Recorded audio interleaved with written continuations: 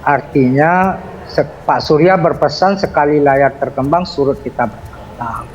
Moralitas kami sudah jelas, yaitu mendeklarasikan Mas Anies Baswedan sebagai calon presiden. Tentu itu objektif kami bagaimana Mas Anies bisa mendaftarkan diri di KPU dan disahkan sebagai calon presiden. Itu kemudian objektif kami. Nah, ini kemudian bagaimana turunannya itu yang kemudian kita usahakan melalui koalisi, dan selama ini komunikasi kami bangun secara intensif dengan teman-teman Demokrat dan PKS. Bagaimana dengan hal yang lain, tentu karena politik sebagai sebuah realitas yang dinamis, tentu komunikasi harus kita jalan terus, komunikasi harus kita bina terus. Ya. Kalau ada yang banyak ikut dengan figur Mas Anies, banyak yang tertarik, tentu itu suatu hal yang rasa syukur kami untuk kemudian memperluas cakrawala, memperluas lokomotif untuk mengusung Mas Anies.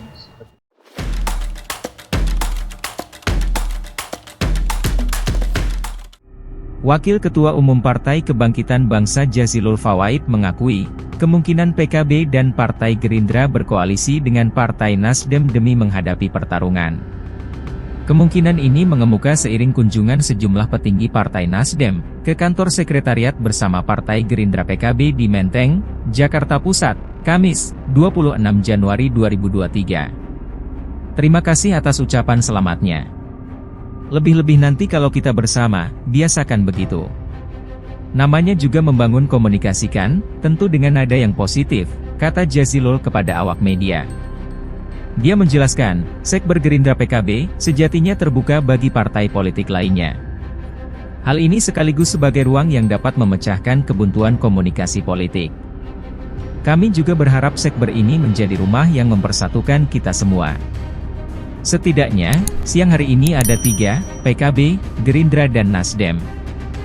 Mudah-mudahan partai lain besok atau lusa bisa ngobrol-ngobrol di sini.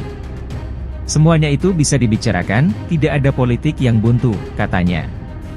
Jazilul pun mengeklaim, akan ada sejumlah parpol yang berencana meramaikan Sekber Gerindra PKB, dengan bergabung bersama kedua partai itu. Sementara itu dari Partai Demokrat juga sudah mendeklarasikan dukungan kepada Anies Baswedan, pada 26 Januari 2022.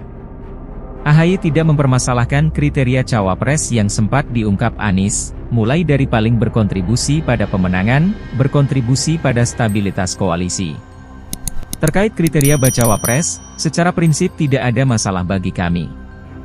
Itu haknya baca pres, kata AHY.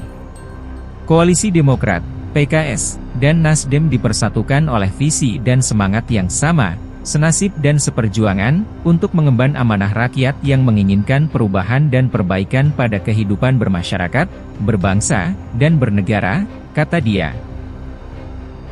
Menangkan kalau strategi, Anies ini katanya modal bismillah, hasil alhamdulillah, gitu. Begitu ya? Iya. Ya. Artinya apa tuh? Artinya ini kan low cost, high exposure. Oke. Ya, jadi Anies kemana-mana tuh cukup modal WA saja, bung, mak-mak datang gitu. Hujan-hujan masih tetap berdiri mereka itu. Saya hormat pada seorang Prabowo. Ya. Kenapa? Apa yang dilakukan Prabowo dengan bergabung dengan Jokowi itu sebuah sacrifice yang luar biasa. Saya orang yang mengapresiasi itu. Maka kemudian kalau dalam pepatah Jawa, Bang, ada rego, ada ruko, ada rego. Ada harga yang harus dibayar. Apa yang kemudian Pak Prabowo mengorbankan elektoralnya untuk bergabung dengan kabinet untuk mempersatukan Indonesia. Nah, tapi di sisi yang lain ada hal yang tumbuh. Ini bukan masalah senang atau tidak. Gini, kita hanya berpikir monolitik. Monolitik itu apa? Variabelnya seolah-olah elektoral. Jadi di sisi yang lain, Prabowo adalah orang yang berjasa kepada negara dan bangsa, tapi kemudian itulah resiko yang harus diterima. Nah, di sana ada will sacrifice. Itu virtue. Maka kemudian kalau variabelnya elektoral, Anies adalah orang yang muntuk, orang yang tumbuh berkembang. Nah, tapi Pak Prabowo ketika dia bergabung sudah, it's the end.